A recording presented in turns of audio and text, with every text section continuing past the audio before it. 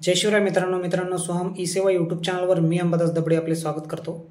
मित्रांनो, खूप महत्त्वाचा अपडेट आहे आणि फक्त शेतकऱ्यांसाठी आहे। जर तुम्ही शेतकरी असाल तर व्हिडिओ पूर्ण पहा।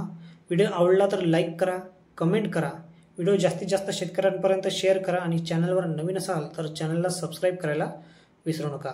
मित्रांनो, 31 तारखेला आपण आपल्या यूट्यूब चॅनलवर एक व्हिडिओ टाकला आहे ज्यामध्ये राज्य सरकारने शेतकऱ्यांसाठी 4000 कोटीची मदत जाहीर केली आहे। या मदतीनुसार गेल्या वर्षी 2023 मध्ये शेतकऱ्यांना जे नुकसान झाले त्या नुकसान भरपाईपोटी सोयाबीन आणि कापूस या दोन पिकांना हेक्टरी 5000 रुपयाची मदत राज्य सरकारने जाहीर केली। ज्या शेतकऱ्याची जी शेती आहे 20 गुंठ्यापेक्षा कमी असेल अशा शेतकऱ्यांना 1000 रुपयाची मदत राज्य सरकारने जाहीर केली आहे। म्हणजे जास्तीत जास्त 2 हेक्टर पर्यंत 10000 रुपयाची मदत शेतकऱ्यांना मिळणार आहे। मित्रांनो, ही मदत मिळवण्यासाठी शेतकऱ्यांना ई पीक पाहणीमध्ये आपली पीक पेरा नोंदवलेला असणे गरजेचे आहे आणि त्यानंतर ही मदत जर तुम्हाला मिळवून घ्यायची असेल, ही मदत तुम्हाला तेव्हाच मिळणार आहे जेव्हा तुम्ही एक संमतीपत्र किंवा ना हरकत प्रमाणपत्र कृषी सहाय्यकांकडे जमा कराल। त्यासाठी तुम्हाला हे संमतीपत्र किंवा हे ना हरकत प्रमाणपत्र कुठे मिळेल तर मित्रांनो, या व्हिडिओच्या डिस्क्रिप्शनमध्ये मी लिंक दिलेली आहे। त्या लिंकवर जाऊन हे संमतीपत्र किंवा हे ना हरकत प्रमाणपत्र डाउनलोड करून प्रिंट करून घ्या आणि हे ना हरकत प्रमाणपत्र हे संमतीपत्र कृषी सहाय्यकांकडे तुम्हाला जमा करायचे आहे। मित्रांनो, हे संमतीपत्र किंवा हे ना हरकत प्रमाणपत्र तुम्हाला CSC आपले सरकार सेवा केंद्र किंवा झेरॉक्सवर सुद्धा मिळेल। मित्रांनो, जर तिथे मिळाले नाही तर या व्हिडिओच्या डिस्क्रिप्शनमध्ये जाऊन प्रिंट करून तुम्ही ते भरून द्यायचे आहे कृषी सहाय्यकांना आणि ते कसे भरायचे आहे ते पण आपण या व्हिडिओमध्ये पाहणार आहोत। चला तर आपण पाहूयात संमतीपत्र आणि ना हरकत प्रमाणपत्र कसे भरायचे आणि कुठली माहिती त्यामध्ये भरायची आहे।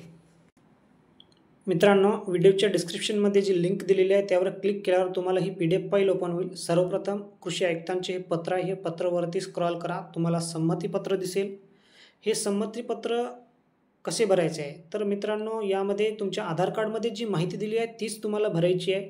सर्वप्रथम तुमचा जिल्हा, तुमचा तालुका, तुमचे गाव, शेतकऱ्यांचे संपूर्ण नाव लिहायचे आहे मराठी व इंग्रजीमध्ये जे आधार कार्डवर दिलेले आहे जसेच्या तसे।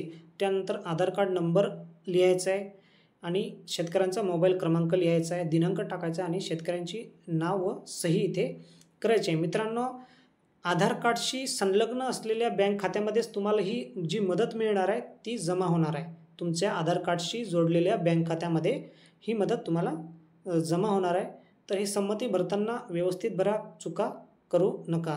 त्यानंतर आहे मित्रांनो, सामायिक खातेदारांसाठी ना हरकत प्रमाणपत्र। जर सातबाऱ्यावर एकापेक्षा जास्त खातेदार असतील त्यांच्यासाठी हे ना हरकत प्रमाणपत्र त्यांना लिहून कृषी सहाय्यकांकडे जमा करायचे। हे संमतीपत्र आणि हे ना हरकत प्रमाणपत्र। संमतीपत्र फक्त सातबाऱ्यावर एकच शेतकरी असेल त्यांच्यासाठी आहे आणि जर एकापेक्षा जास्त खातेदार सातबाऱ्यावर असेल तर त्यांना हे ना हरकत प्रमाणपत्र भरून कृषी सहाय्यकांकडे जमा करायचे आहे।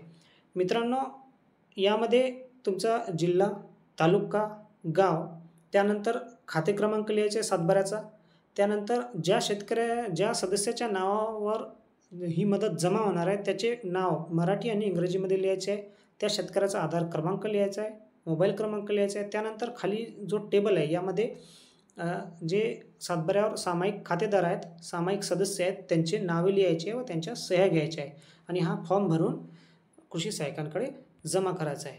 मित्रांनो, अशा प्रकारे ही माहिती जर तुम्हाला आवडली असेल तर व्हिडिओला लाईक करा, कमेंट करा, जास्तीत जास्त शेतकऱ्यांपर्यंत हा व्हिडिओ शेअर करा जेणेकरून जास्तीत जास्त शेतकऱ्यांना याचा फायदा होईल आणि चॅनलवर नवीन असाल तर चॅनलला सबस्क्राईब करा।